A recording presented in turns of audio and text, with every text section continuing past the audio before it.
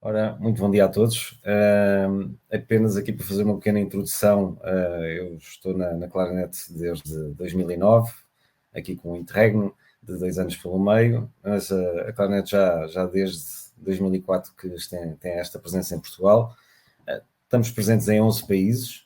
Inicialmente o nosso foco era muito nas comunicações, data center e nos managed services dentro de data center. Hoje o nosso foco é em serviços de cloud, security e workplace. Obviamente com bastante mais áreas, mas estas são as principais. Isto faz de nós, neste momento, a maior empresa de IT em Portugal. Hoje, o que eu tenho para falar, um bocadinho, dar-vos aqui um bocadinho uns highlights sobre FinOps e como é que nós na Claranet vemos esta metodologia de trabalho. Tenho esta agenda para vos apresentar. Portanto, o que é o FinOps, quem é que está dentro do FinOps, as fases, como é que está a indústria de cloud neste momento, os métodos, plataformas e ferramentas, alguns KPIs também para que esta apresentação tenha aqui um elemento prático e operacional, no fundo, para tirarem daqui partido de algumas ideias e, obviamente, poderem utilizá-las no futuro. E começamos aqui pela definição da FinOps Foundation, que é, no fundo, uma organização que levou este termo de FinOps, que, no fundo, é a agregação de duas palavras, financeiro e operacional, que, na minha opinião, está muito bem conseguido. E eles tinham esta definição de trazer a accountability. Infelizmente, esta palavra não tem tradução em português direta, mas no fundo é a responsabilidade por aquilo que fazemos do ponto de vista financeiro, no fundo garantir que há responsabilidade na utilização de recursos cloud e, obviamente, tendo em conta que teremos que saber trabalhar com um modelo variável de gasto em cloud. E, obviamente, trazer aqui alguns trade-offs em termos de negócio, no fundo, o equilíbrio entre custo, qualidade, velocidade, portanto, é aqui um elemento bastante importante. Esta era a definição que eles tinham. Neste momento, e desde novembro, desde há um ano para cá, estas coisas têm tendência sempre a mudarem um bocadinho.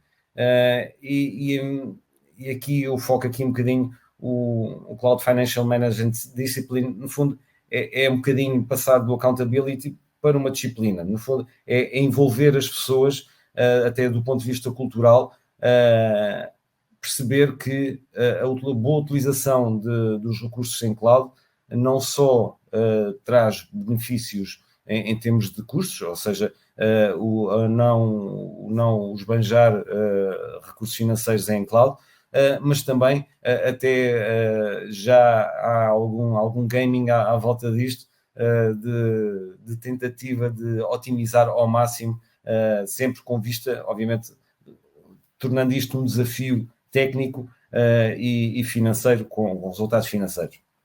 No fundo, trazer aqui também, não só se inicialmente o FinOps estava muito orientado às equipas técnicas, nomeadamente arquitetos, engenheiros de cloud, hoje é muito mais vasto este grupo, tocando aqui, e já vamos ver a seguir, alguns elementos-chave na participação desta metodologia. Muitas vezes há esta confusão ou análise de que a otimização de custos em clouds é a mesma coisa que FinOps. Não é assim que nós o vemos, e eu dou-vos aqui um bocadinho como é que nós vemos aqui a otimização de custos. No fundo, isto, obviamente, temos que trazer a experiência já do passado.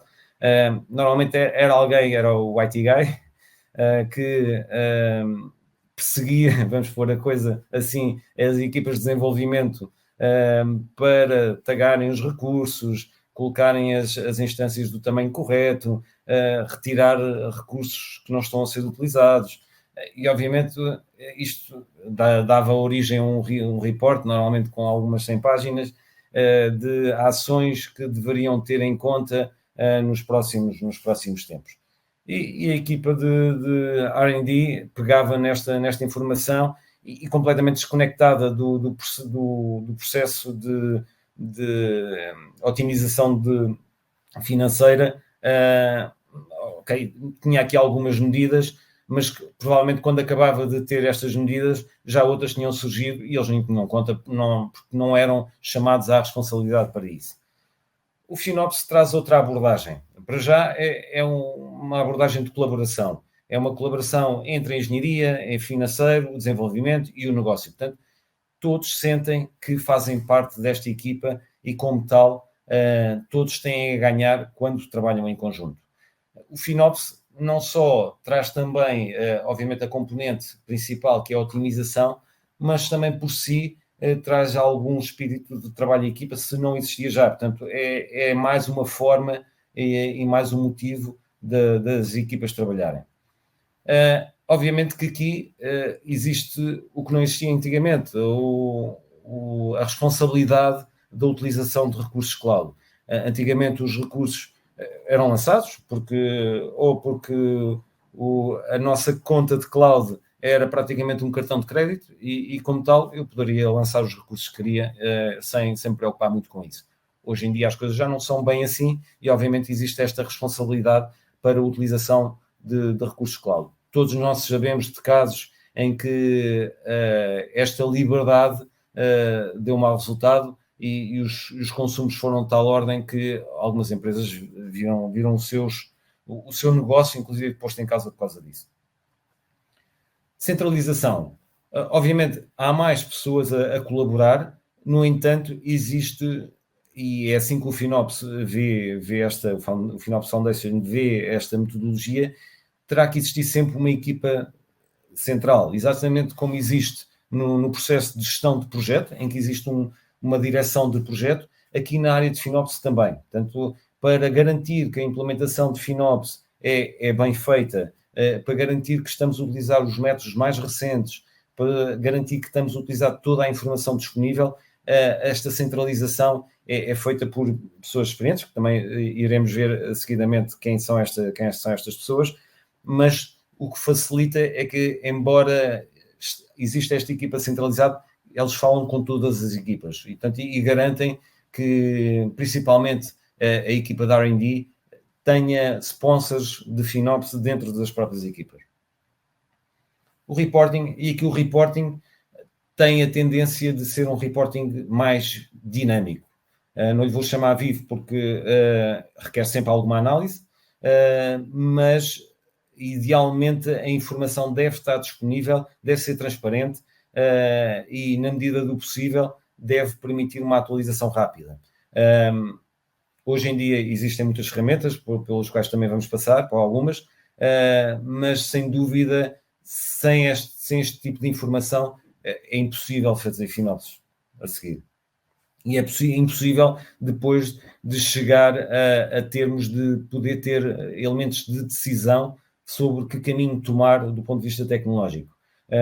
São estes, e aqui é sem dúvida em que o negócio se toca com a área técnica. No fundo, a área técnica e de desenvolvimento está a trabalhar para o negócio e o negócio também tem que perceber de que forma é que trabalha a área de desenvolvimento. Portanto, há aqui um trade-off que deverá resultar depois numa poupança de recursos. Finalmente, a oportunidade que o FinOps traz é trabalhar este modelo variável de custos em cloud, que não é simples, é verdade, e cada vez mais processos entram de utilização de serviços. É preciso saber como é que eles funcionam, é preciso perceber que custos, não é que sejam, que hoje em dia as principais clouds não os põem escondidos, mas a verdade é que há sempre custos que nem sempre contamos com eles. Portanto, tem que haver este controle e daí aquela centralização que eu falava há bocado, tem que haver esta equipa que conheça estes processos, conheça estes novos serviços e saibam de que forma é que eles têm impacto financeiro. Do ponto de vista de core, portanto, e como é que isto está organizado em termos de equipas, cá está os FinOps Practitioners, ou Center of Excellence. No fundo, é esta equipa centralizada que trabalha com a área por exemplo, com os executivos, que normalmente são os CEOs, os CTOs, que se focam na responsabilidade, no orçamento e na transparência. Portanto, dão estes inputs a esta equipa, de que forma é que querem ver esta informação a circular.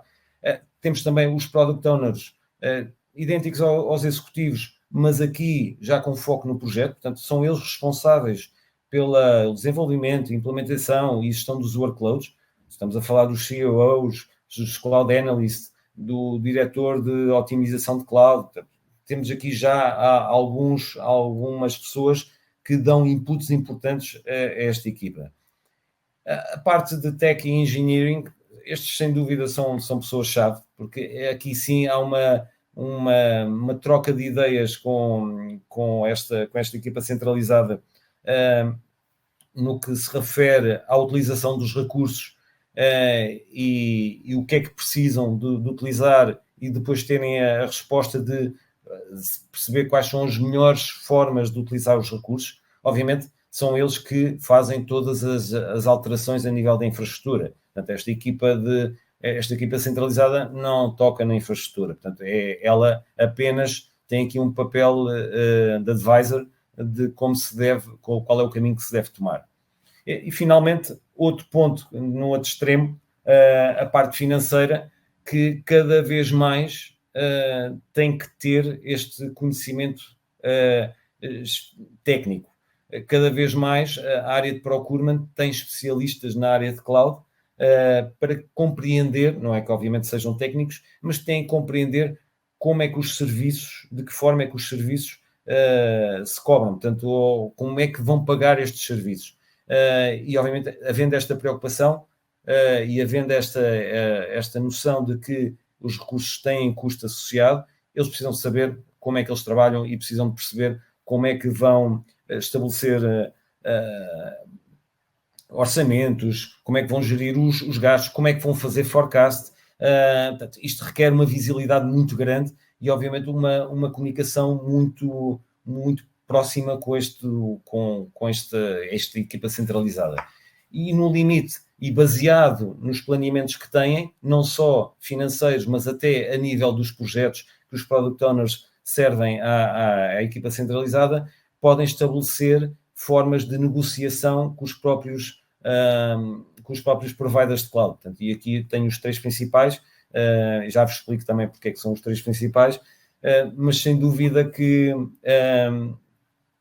estes, e aqui não passei este, mas pronto, eu tenho estado a falar, são eles que podem ter, e obviamente para fazer esta negociação têm que ter o planeamento na mão, têm que perceber com o que é que podem negociar. E obviamente a negociação aqui não se prende só com as subscrições de utilização de cloud, seja ela IaaS ou PaaS, mas inclusive SaaS e outro tipo de licenciamento com quem podem negociar com estes providers. Em termos das fases do FinOps Cycle, elas são contínuas, portanto, e começamos aqui pela parte do informe. O informe, lá está, tem que dar visibilidade. É necessária, sem dúvida, que a visibilidade é necessária para decisões inteligentes. Se nós não tivermos a noção, não conseguimos decidir. Requer aqui também alguma automação para a apresentação destes resultados e garantia que os valores que estamos a ver são exatamente aqueles que estamos a pagar. A alocação, no fundo, a organização dos recursos, seja por negócio, seja por projeto, seja por centros de custos, no fundo, para garantir que estamos a cobrar, ou melhor, que estamos a pagar os recursos para aquele determinado projeto ou para aquele determinado centro de custo, no fundo, para haver esta divisão correta e que ninguém se sinta prejudicado. O budgeting e forecasting, ao garantirmos o ROI, ou seja, estando dentro do orçamento e com uma capacidade de previsão, é aqui também que, por exemplo, a área financeira entra com muita força, para garantir que todos estes elementos estão a ser considerados. Nós todos os dias ouvimos histórias de empresas que fazem aqui, e hoje também em cloud existe o Shadow IT, no fundo a utilização de cartões de crédito das empresas, ou o facto de terem uma conta de cloud dá aqui alguma liberdade, e se nós não tivermos esta capacidade de orçamento e forecast, podemos ocorrer em custos muito altos, como inclusive nós na Claranet já vimos alguns clientes acontecer. Depois tem também aqui um benchmarking, e o benchmarking, no fundo, é esta comparação entre as próprias equipas. Portanto, é perceber que best practice é que outras equipas de R&D estão a utilizar e como é que esta informação pode circular entre as próprias equipas de forma a todos poderem ganhar e assim criarmos equipas de alta performance, portanto, do ponto de vista de utilização de cloud. Depois temos aqui a otimização. A otimização tem uma componente bastante mais técnica, mas com aqui alguma componente financeira. No fundo, o scaling, o automation, vamos começar por aqui, o scaling e o automation são ferramentas que estão ao alcance dos engenheiros e dos arquitetos para otimizar a utilização de recursos em cloud. Perdão. Portanto, o que nós queremos é utilizar, pagar apenas aquilo que utilizamos e permitir que o desperdício seja reduzido ao mínimo. Em termos das Reserved Instance e os Saving Plans, aqui já estamos a falar mais de um foco financeiro, sendo que são ferramentas que os arquitetos, e obviamente aqui com a orientação da equipa centralizada que eu comentei há bocado, possam eles ter já esta sensibilidade de perceber se eu vou ter um projeto por 1 ano ou por 3 anos, se calhar faz sentido reservar as instâncias, se obviamente no planeamento que eu fiz, elas me vão acompanhar até ao fim do projeto. Se não, se calhar, até se estou a falar de um projeto de desenvolvimento, se calhar vale a pena, uma vez que os projetos de desenvolvimento normalmente só ocupam as horas úteis de trabalho, se calhar vale a pena desligar as máquinas enquanto não são a ser utilizadas. E, obviamente, outros processos também de poupança. Finalmente, o Operate, e aqui é muito orientação à área técnica, forma de automatizar, de reduzir ao mínimo a operação manual, quer isto dizer que devemos ter aqui questões de automação e código associado a este trabalho. Portanto, no fundo, se estamos a utilizar a melhor tecnologia para garantir que estamos a responder aos requisitos e às métricas que foram definidas na parte inicial.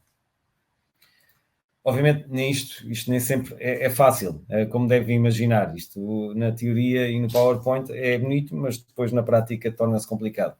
E uma das coisas mais complicadas perdão, será garantir que os engenheiros agem sobre esta abordagem de FinOps. E aqui o que vos convido é serem criativos nestas abordagens, perceber de que forma é que podemos criar condições para que a parte técnica se sinta motivada a fazer este tipo de trabalho. Lidar com custos partilhados é, sem dúvida, um processo complicado. Nós temos muitas vezes workloads em cloud que são partilhados por diversas equipas e fazer esta divisão e separar estes custos por estas equipas torna-se por vezes um desafio complicado. E obviamente aqui não vos vou dar em nenhum dos pontos vou-vos dar ideias, porque cada negócio é um negócio e como tal perdão, deve ser respeitado como tal. Deixem-me só beber um pouco de água.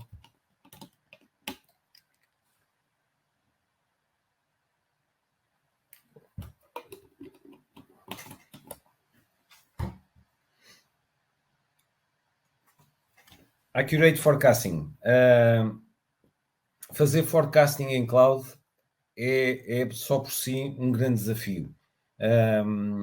E devemos aqui, posso dar-vos uma pequena sugestão, reservem sempre algum percentual para uma pequena variação, porque há certos custos que são dificílimos de calcular.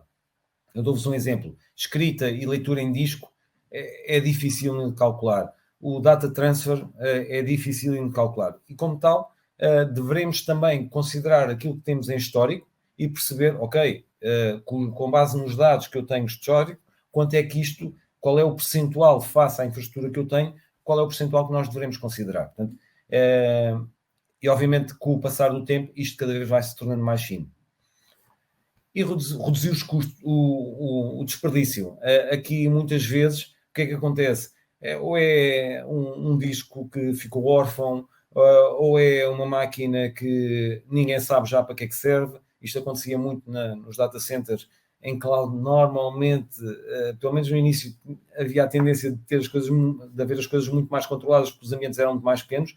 Hoje em dia, já se torna complicado. E muitas vezes é preciso, inclusive, fazer aqui um assessment para perceber qual é a nossa realidade e o que é que devemos fazer para reduzir este desperdício. E, finalmente, garantir que todos os custos estão alocados. Isto também é um desafio. Há determinados custos que são muito difíceis de alocar, mas nós, por princípio, devemos ter sempre esta forma de trabalhar, garantir que todos os recursos, e hoje em dia qualquer uma das principais providers de cloud tem ferramentas para isso, na criação de recursos, obrigar a que estes recursos tenham centros de custos, tenham tags, no fundo, que estejam alocados a alguém ou a alguma coisa. Em termos do estado da indústria, para terem uma noção, neste momento e com dados atualizados de Q3, o AWS, o Azure e Google Cloud GCP são os 3 principais cloud providers. Existem outros, existem alguns, inclusive, como o Salesforce, que é orientado a SaaS, portanto, não tem infraestrutura, nem tem PaaS associado. Aqui, como é que nós vemos o crescimento da utilização de providers cloud? Eventualmente, os principais vão andar sempre à roda dos 3, sendo que, por exemplo, até o próprio Google Cloud neste momento ainda está a responder muito a necessidades de nicho. Eles, sem dúvida, que a forte componente da Google é data, portanto, e como tal, trabalham muito bem esta área. AWS e Azure são mais genéricos, e obviamente, por exemplo, há a percepção até que a AWS é muito orientada a open source, Azure é muito mais orientada à tecnologia Microsoft, mas nem sempre a percepção corresponde à realidade. Portanto, aqui depois convido-vos a explorar um bocadinho mais e, sem dúvida, que escolher o melhor provider é uma decisão de cada negócio. Cada negócio deverá escolher um ou vários providers mediante os workloads com que estão a trabalhar. E muitas vezes nós estamos a falar de cloud, mas para terem uma ideia, quer dizer, isto nas palavras da Claranet, o mundo é híbrido. E como tal, muitas vezes não temos que pensar em ir 100% para cloud. Portanto, e obviamente estes dados dizem-nos muito isto, que 90% das empresas e isto estamos a falar do universo americano, utilizam soluções de multi-cloud. E muitas vezes nós nem nos apercebemos que estamos a utilizar soluções de multi-cloud. O facto, por exemplo, e eu, pegando aqui nos exemplos que estão aqui, de eu utilizar a Google Cloud, a Azure ou a AWS e utilizar Salesforce, já estou a utilizar multi-cloud. Se eu utilizar a IBM Cloud e Salesforce, já estou a utilizar multi-cloud. Portanto, aqui, este multi-cloud vem muito daqui. Mas, obviamente, que muitas vezes a questão prende-se também com a parte híbrida. Nós não nos podemos esquecer que existe um on-prem, e este on-prem muitas vezes é fundamental para que o negócio funcione. Nem todos trabalhamos só em cloud, temos indústrias, temos outro tipo de parte, por exemplo, da saúde, da parte financeira, que têm requisitos ou de legacy, porque os sistemas com que trabalham já são bastante antigos, ou o tipo de workload que não é funcional em cloud, ou localização, ou inclusive a latência. Portanto, existem aqui alguns elementos, entre outros, que podem comprometer uma migração de 100% para cloud. Obviamente que também vos digo, e isto por experiência, depois de escolhermos uma cloud, obviamente que todos os clientes têm este receio do lock-in, do lock-in tecnológico face a essa cloud. Mas também vos digo uma coisa que é, se escolhermos bem à primeira, provavelmente não vamos sentir a necessidade de migrar para outra cloud, a não ser que aconteça um desastre, como é óbvio. Em termos de adoção, isto apenas aqui só para vos dar aqui uma noção de como é que as coisas estão também neste momento. Obviamente, acho que dá para perceber que a maioria das empresas, isto é a nível mundial, vão expandir para cloud, e algumas significativamente, outras alguma coisa para cloud. E depois temos também aqui a parte de o que é que consideramos que é mais importante em termos de políticas para a otimização de recursos em cloud. E sem dúvida que, em primeiro lugar, como é expectável, o dimensionamento das instâncias com que estamos a trabalhar é a primeira forma de ter uma boa política de otimização. Aqui, entre todos os pontos que estão aqui, se repararem, o último aparece como a utilização da cloud mais barata.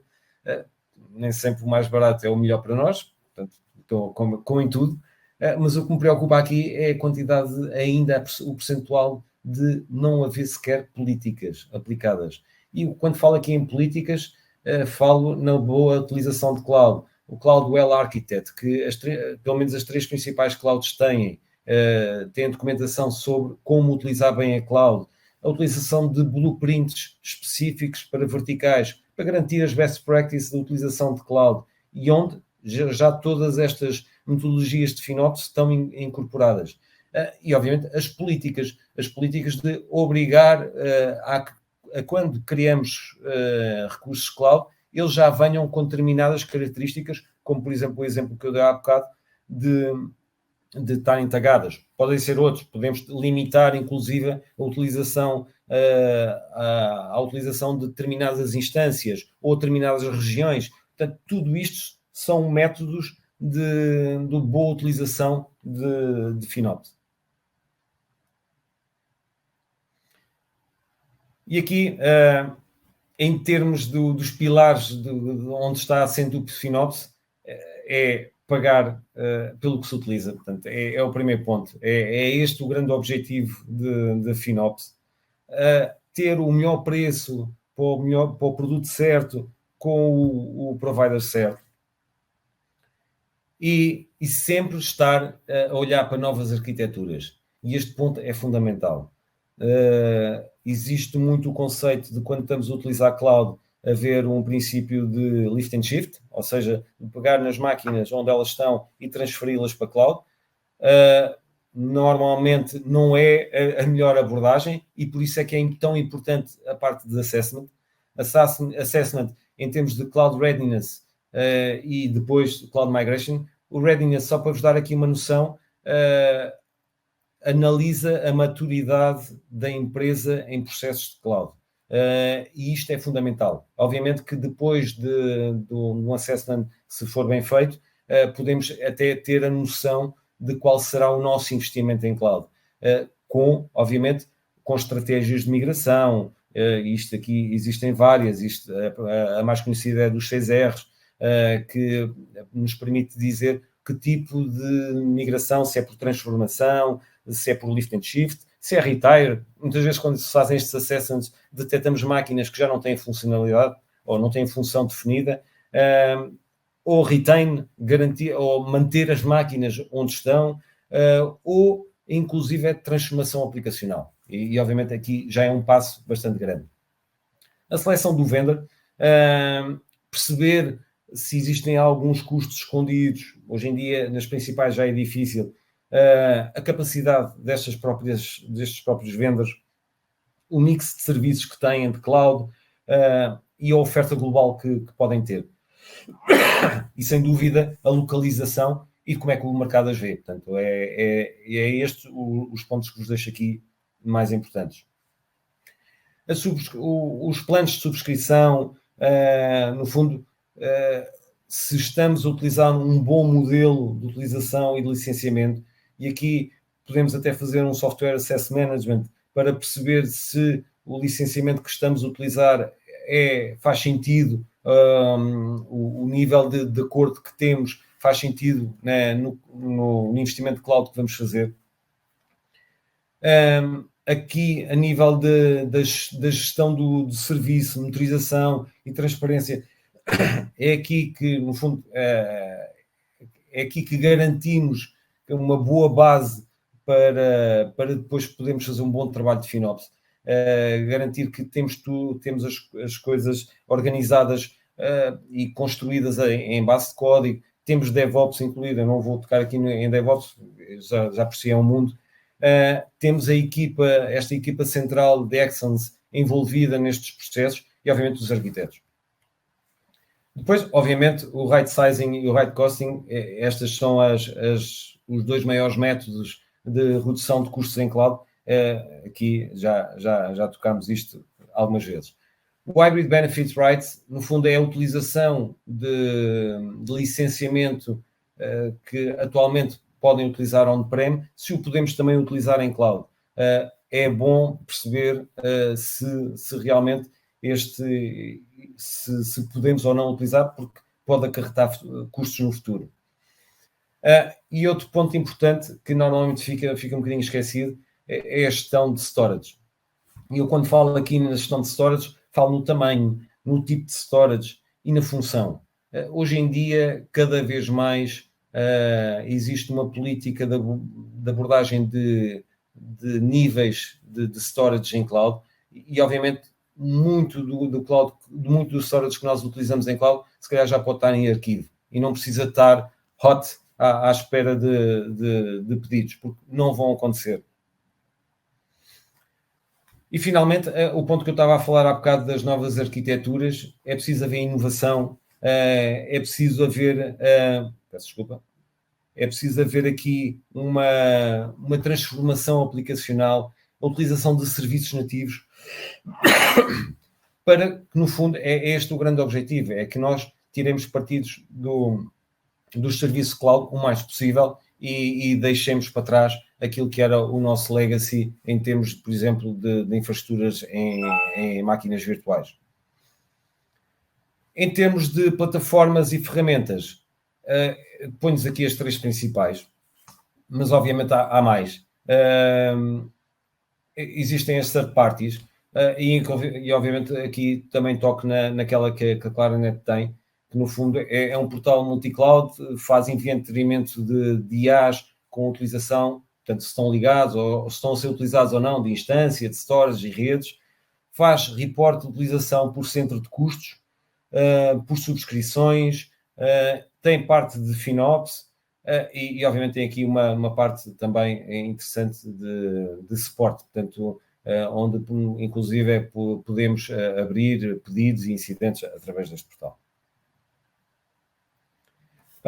E obviamente KPIs, existem muitos, eu dou-vos aqui exemplos de alguns, bastantes até, mas e aqui o que é importante ter aqui em conta é que a utilização destes KPIs possam permitir uma eficiência, possam permitir performance e redução de custos, mas nem tudo tem que ser visto por custo. Existem aqui formas, outros pontos importantes que, obviamente, no seu limite podem representar custo, mas muitas vezes a utilização de perceber se, no fundo, é garantir que a casa está arrumada, é garantir que os snapshots que temos fazem todo sentido, por exemplo, se temos os updates feitos em todos os nossos serviços, etc. Como é que isto se opera? A nossa abordagem é muito e está alinhada com aquilo que também é a FinOps Foundation, em modelos Agile, onde fazemos o discovery, a análise, a arquitetura e a implementação. O que é que isto quer dizer? Significa que, na nossa visão, mais do que emitir relatórios de como é que as coisas estão e o que é que se pode fazer, é fazê-las. Portanto, é pôr as mãos na massa e executar aquilo que estamos a advocar. Portanto, é importante esta abordagem agile e não questões de waterfall, até que isso era o cost optimization do IT Guy que estávamos a ver anteriormente. E finalmente, e acho que acabo dentro do tempo, deixo só uma frase de alguém bastante conhecido. As melhores técnicas são aquelas que são simples e são executadas de forma correta. Portanto, aqui temos que garantir que as análises são simples e que todos façam parte destas análises e temos que garantir também que a capacidade de adaptação é feita de forma efetiva. E pronto, não sei se tem alguma questão, eu penso que sim, acabei dentro do tempo, mas tenho 2 minutos, se quiserem colocar alguma questão. E antes de mais, obrigado por terem estado presentes. Ok, não havendo questões, encerro assim a sessão. Muito obrigado e até um dia destes.